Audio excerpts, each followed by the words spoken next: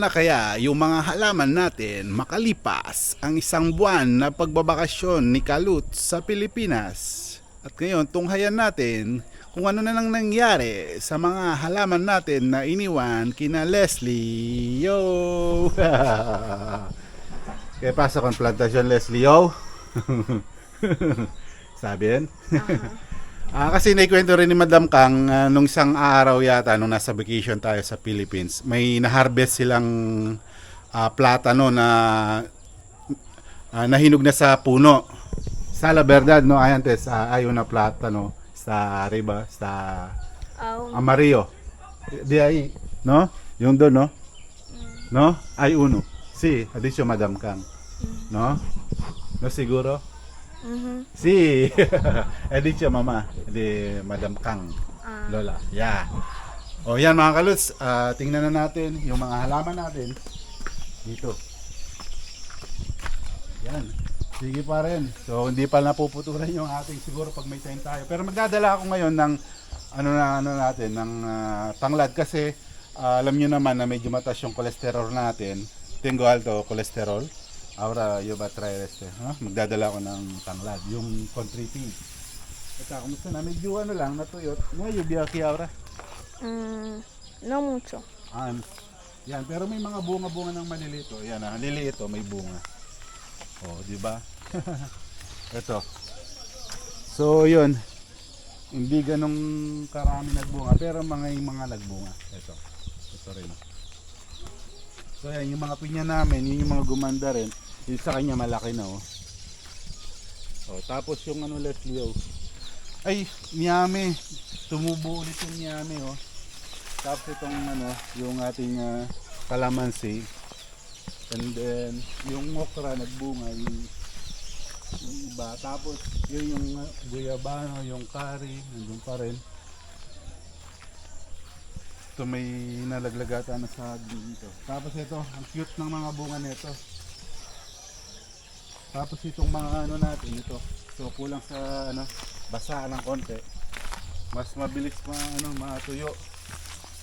Ayan, oh. Ito pa yung dati, oh. Tapos yung kalabasa, kita din, oh. Ito yung mga kalabasa, oh. Tapos ito yung na-harvest nila dito. Ito yung mga ngayon dito. Yung tawag dito yung kalabasa. Tapos itong so talagang nagtagtuyo. Di ka guys sa atin nag-uulan kahit pa paano dito. Ito, may mga bunga ilan yung mga natin. So sana makuha pa sa to. Tapos ito yung lumago, itong talbos ng kamote. Dami, oh. Yan bagay sa atin yan, bagay sa high blood. High blood din tayo. Bagay itong mga to na makuha natin o makain. Yan, tapos doon meron din. So lumaki rin yung dito yung mga saging. Yan, malaki na. Tapos yun doon yung papaya doon. So yun lang yung mga natin ngayon, mga halaman. Tapos doon lumago yung doon yung saging. Yan yung mga natin. Pero dito, santo lang ata yung tumubo. Yan. Pero tanongin natin kung nagdidilig sila. Antes to Icharawa, okay? See? Sí.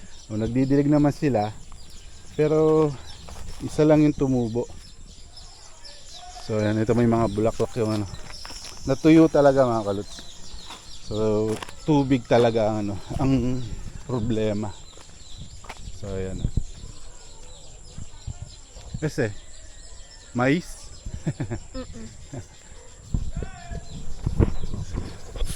So yan, may nagpo-football doon kaya medyo maingay doon. So ito si Leslie, oh. Pahinga lang tayo ng konti kasi nag-adjust pa tayo, and then siguro sa mga next pag hindi na ganong busy. So ayan, start na ulit yung natin, yung mga plantation alagaan natin ulit para sumariwa ulit yung mga halaman natin. Si Leslie, oh. ¿Tú listo para plantar más? Sí. Sí. Yes. Yes. How are you? I'm fine. How old are you? How old are you? How age? Años.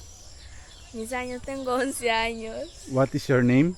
My name Candida Maciel Macay. Mm. What's the name of your mother? Tu madre. Mi madre se llama María de los Ángeles Maciel Memba. Ah.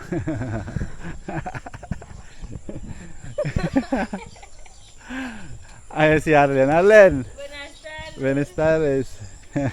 Welcome back. Yan. Hay que sigue aprender inglés, ¿ah? Ajá, ¿No? sí. Sigue. Mhm. Yan. Leslio. Okay. Okay. Hay que siempre aprender inglés con... ¿Qué pasa con plantación? Ajá. Okay. Arlen, hola. How are you? I'm fine. You're working? No. Trabajando? Sí, Where? detrás. Atrás. ¿Dónde? ¿Dónde aquí? Detrás de la casa. ¿Dónde aquí? No, en trabajo.